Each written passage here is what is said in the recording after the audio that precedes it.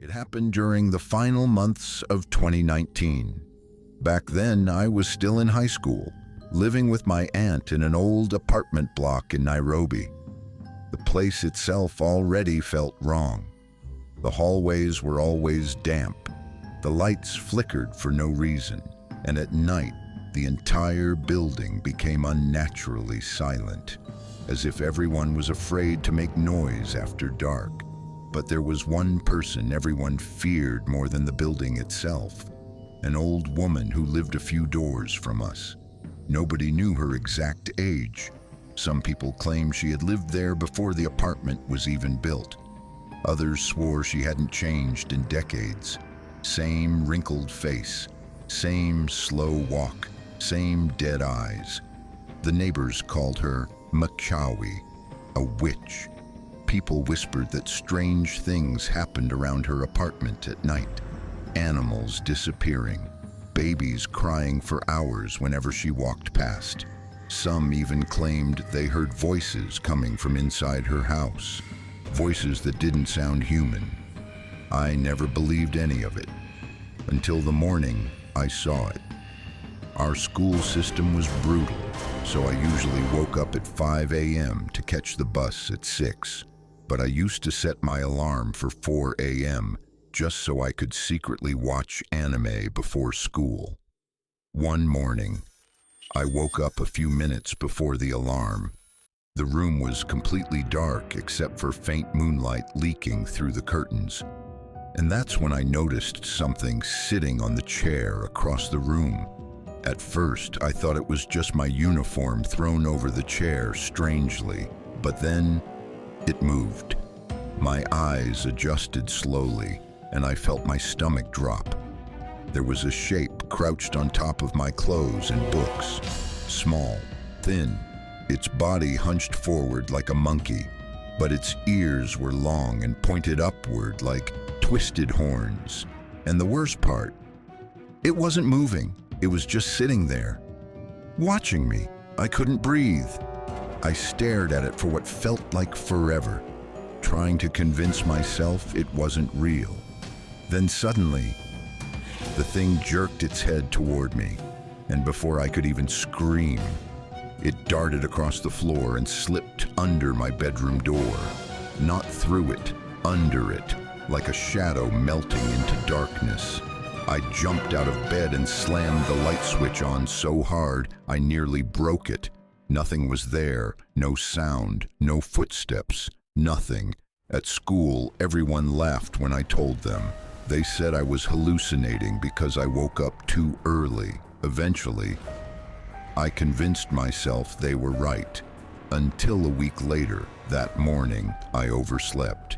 The school bus was already outside honking loudly, and my aunt had accidentally left with the gate keys. I panicked because the front gate was locked with a heavy padlock.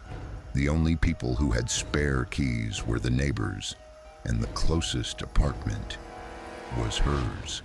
The old woman's granddaughter was my friend, so I forced myself to go. I remember standing outside her door, feeling this horrible pressure in my chest, like every instinct in my body was begging me to leave. But the bus kept honking outside, so I knocked. Slowly, the door creaked open, and what stood behind it was not human. To this day, I swear on my life, it was short, with pale pink skin stretched tightly over its bones. Its fingers were long and crooked with black talon-like nails, and the smell, it smelled like rotten meat left in sewage. Its ears curved upward like horns, exactly like the thing I saw in my room. My body froze instantly. I couldn't scream, couldn't move, couldn't think. Then the bus honked again outside, snapping me back to reality, and for some reason, instead of running, I asked for the keys. The creature slowly handed them to me, but when I reached out, it grabbed my hand, not aggressively, almost gently, like it was trying to pull me inside, inviting me. Its grip was cold, unbelievably cold. I yanked my hand away and ran. I unlocked the gate for the bus, but then realized I had to return the keys, and that terrified me more than anything. I walked back shaking, knocked again. This time, the old woman answered the door. Normal, or at least she looked normal. I returned the keys and thanked her. Then suddenly, she grabbed my wrist, the exact same way, trying to pull me inside, slowly, gently, smiling. I ripped my hand away and sprinted to the bus while everyone stared at me like I was insane. When I told people what happened, some laughed, but a few didn't. One guy went completely pale after hearing my story. He told me quietly, "That's a jinn." He said people in certain slum areas talk about them all the time. Creatures that imitate humans, things that attach themselves to people once they've been seen. Then he told me something I'll never forget. If you see it twice, it notices you back. I asked what happens then. He looked me dead in the eyes and said, "You either lose your mind or you die." After that, I stopped sleeping with the lights off.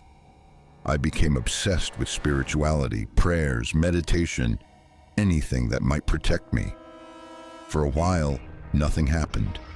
Then one night, about a month later, I was meditating alone in my room. Everything was silent, no traffic, no voices, nothing. And suddenly, I felt fingers wrapping around my leg, tight, squeezing, not imagined, not sleep paralysis.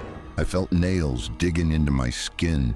I remember trying to scream, and then everything went black. When I woke up the next morning, I didn't feel like myself anymore. Even now, years later, nothing else has appeared. But every single night, without fail, I wake up at exactly 3 or 4 a.m., and sometimes for a few seconds before I fully open my eyes, I feel like something is already awake in the room with me, watching. If you have a scary, unforgettable story to share, send it to our email and let the world hear about your terrifying experience.